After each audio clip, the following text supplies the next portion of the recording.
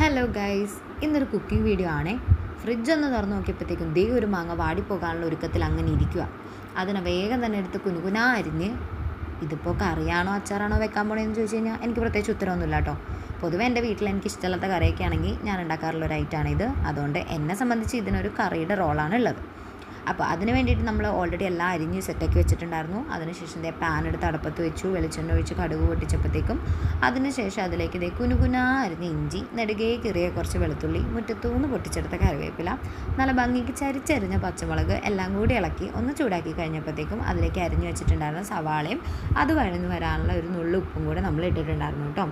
ഇതൊന്ന് സെറ്റായി വന്ന നേരം കൊണ്ട് എനിക്കുണ്ടായിരുന്നു വേറൊരു പണിയെന്ന് വെച്ച് കഴിഞ്ഞിട്ടുണ്ടെങ്കിൽ നമ്മുടെ അച്ചാറിനൊക്കെ ചെയ്യുന്ന പോലത്തെ തന്നെ സെയിം ഒരു പ്രൊസീജിയർ പോലെ കുറച്ച് ഉലുവയും കടുകും കൂടെ പൊട്ടിച്ചെടുക്കാനുണ്ടായിരുന്നു. അങ്ങനെ നമ്മൾ അതിട്ടൊന്ന് വറുത്ത് അത് പൊട്ടി വന്നതിന് ശേഷം നമ്മുടെ കുഞ്ഞു കല്ലിലിട്ട് അതൊന്ന് പൊടിച്ചെടുത്തിട്ടുണ്ടായിരുന്നു.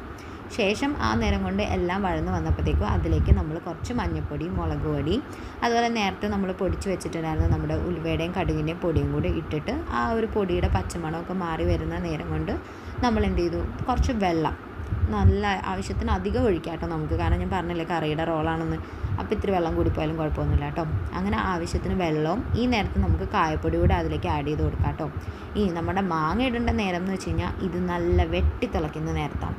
അങ്ങനെ അതിൻ്റെ തിളയൊക്കെ വരുമ്പോഴത്തേക്കും നമുക്ക് ആ അരിഞ്ഞ് വെച്ചിട്ടുള്ള മാങ്ങയും കൂടി ആഡ് ചെയ്ത് കൊടുക്കാം. മാങ്ങയ്ക്ക് അങ്ങനെ വലിയ വേവൊന്നും ഇല്ലെന്ന് എല്ലാവർക്കും അറിയാമല്ലോ.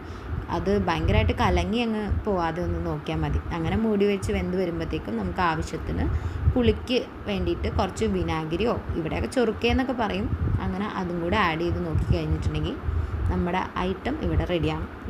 ഞാൻ പറഞ്ഞല്ലോ പേര് നിങ്ങൾക്ക് ഇഷ്ടമുള്ളത് എന്താണെങ്കിലും വിളിക്കാം. ഇതിൻ്റെ കൂടെ എന്തും നമുക്ക് കഴിക്കാം കേട്ടോ. എൻ്റെ മെയിൻ ഐറ്റം കപ്പയും ചപ്പാത്തിയും ദോശയൊക്കെയാണ് കേട്ടോ.